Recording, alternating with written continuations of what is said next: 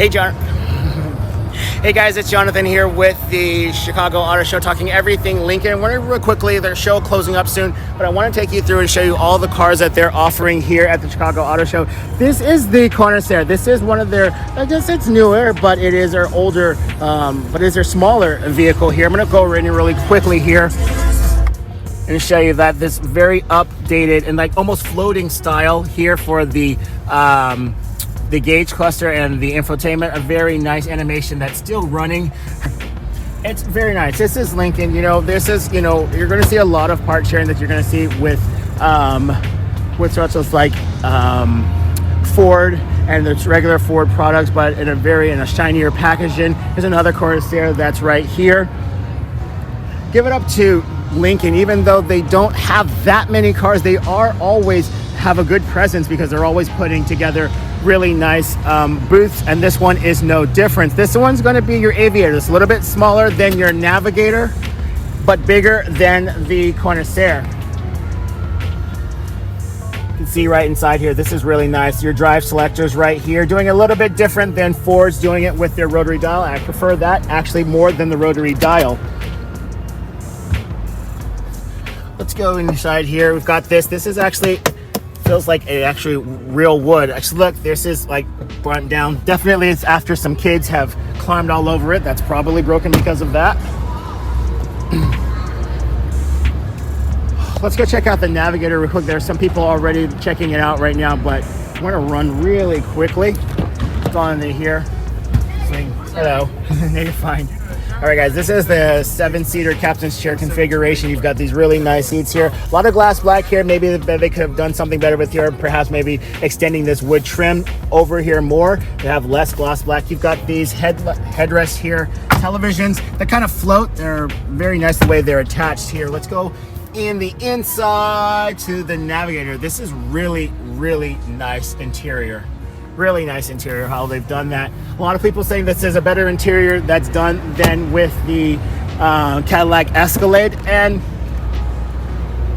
I don't know about the front because the OLED screen of the Cadillac Escalade is absolutely beautiful. What I will say though is that the rear compartment is nicer than the Cadillac Escalade, because I have been in that one, but this is nicer than the Cadillac Escalade as far as rear occupants. And you would think that Cadillac would have made a better would have made a better effort of taking care of their rear occupants, as is when you think of Cadillac Escalade, you think about chauffeuring around. This, of course, is our black label, so this is going to be your very top of the top.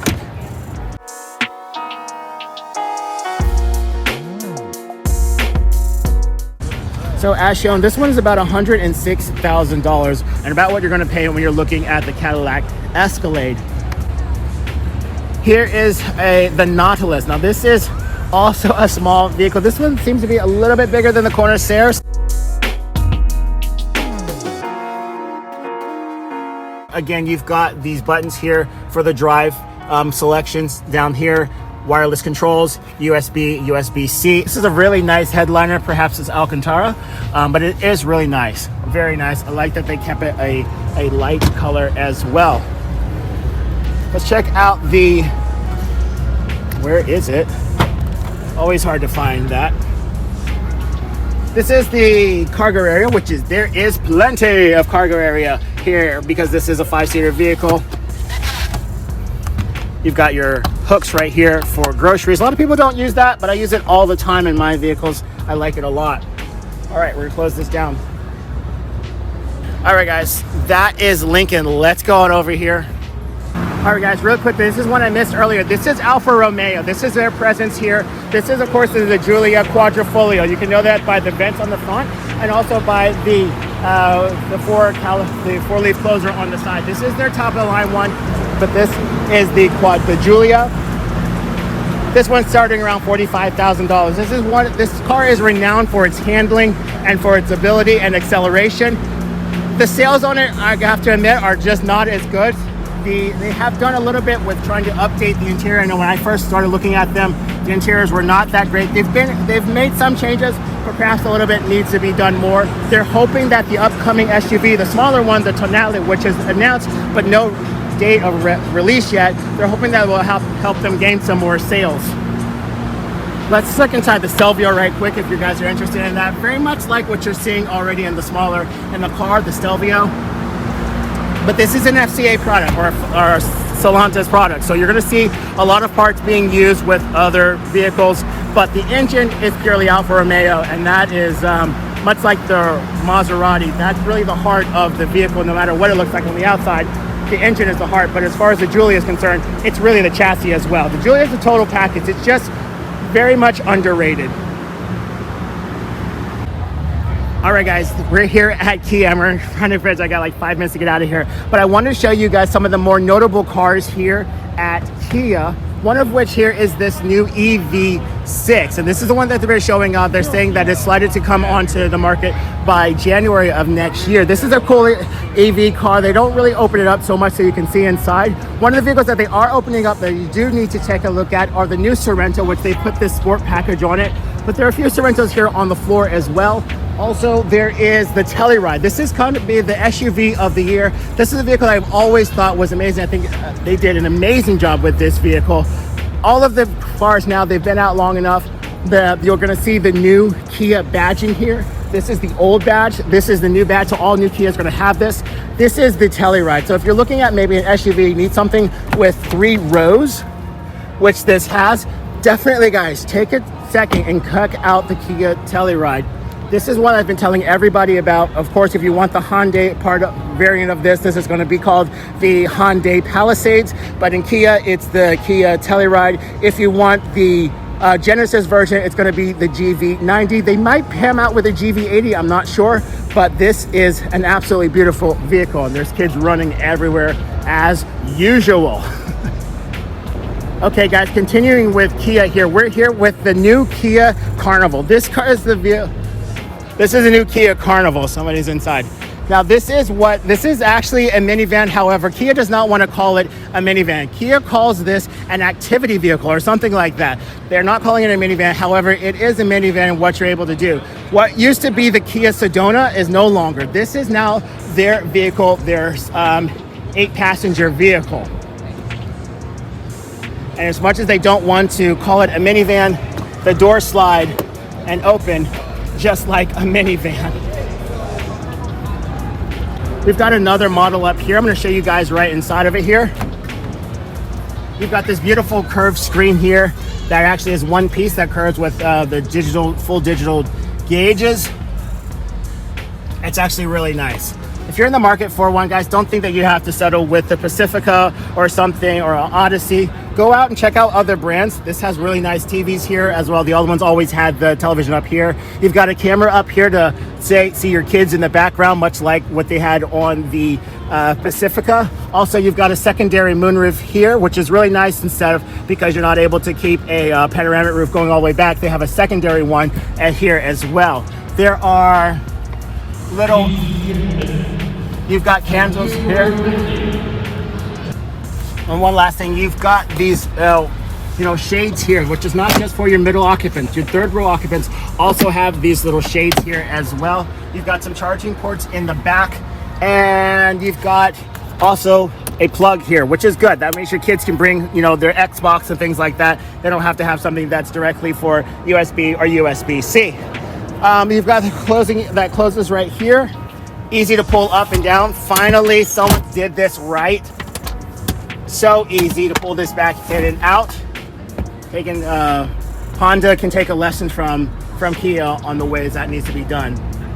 So yeah, check out the Honda Carnival, you guys. They don't want to call it a minivan, but it is a minivan, but it is a worthy contender in this kind of sparsely but marketed sector.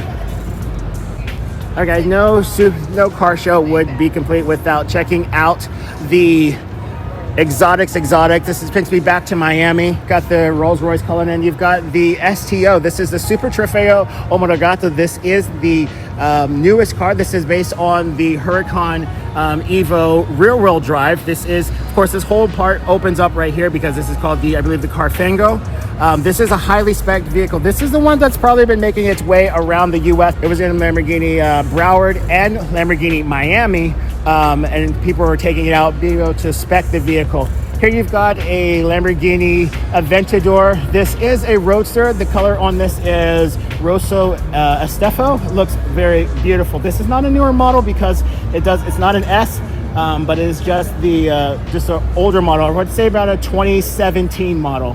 Here's the Lamborghini Urus. This is beautiful. This is in blue Cepheus is the color name, and it has the color insider tone. Now this is part of Perillo, Chicago. This is Gold Coast Lamborghini for local people. This is what this vehicle is. Then you've got the Bentley Bentayga here. This is the newer one. Sorry, buddy. This is the newer Bentley Bentayga. As you can see, they brought in the crystal headlights that they had originally introduced on the Bentley Continental. And then you've got here, this is the new Bentley Flying Spur. This one has the V8 engine, although you are able to get it with a V12. This is the V8 engine. This is the one moneymaker for. This is the one that come through, but not as much as a moneymaker as this one right here. This is the Bentley Continental. This is the Mulliner package. So the Mulliner package is going to give you also the cross diamond stitching, and the front you have the Mulliner embroiderment on the headrest.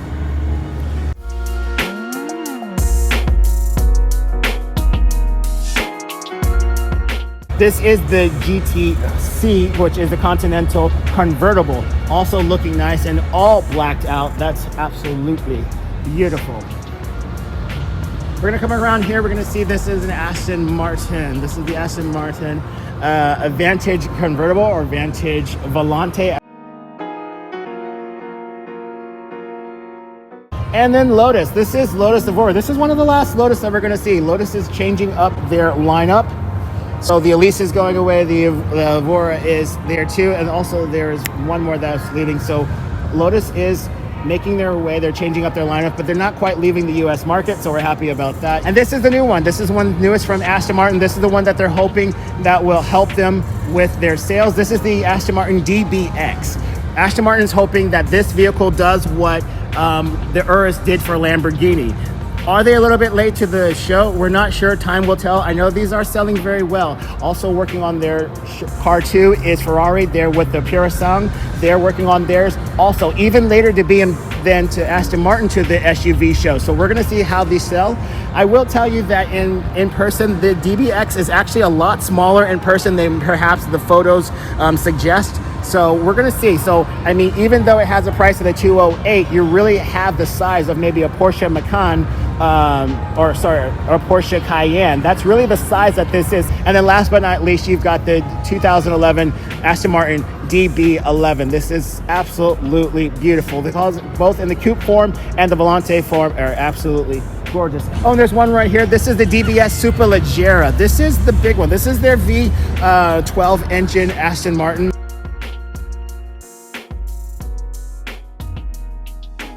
All right, guys, we make our way to the X. I just want to show you, they've got a Rolls-Royce calling in. You have the Rolls-Royce Phantom. These are the new Rolls-Royce. This is the new Rolls-Royce Ghost. If you haven't seen it before, this is what it looks like. You also got this. This is the Rolls-Royce Wraith. It's the two-door. However, the Rolls-Royce Wraith and the Rolls-Royce Dawn, this is their final year of production. They're going to continue production in Europe, but this is the final year of production for both the two-door Wraith, two-door Wraith, and the convertible form of it, which is called the Dawn. So this is the last time you'll see them in the American market. The only ones you're going to have left are going to be the Rolls-Royce Ghost here, which I believe this is a long wheelbase because that's quite long. And then you're going to have the big boy, of course, still, which will continue on, which would be the Phantom 8 by now. It's the Phantom 8. All right, guys, that's it. That's every car, every brand here at the Chicago Auto Show. 2 days, 10 hours a day filming. But I hope you guys enjoyed it. I'm out of here. I'm gonna go get some pizza and then go back. I'll see you guys in Miami later.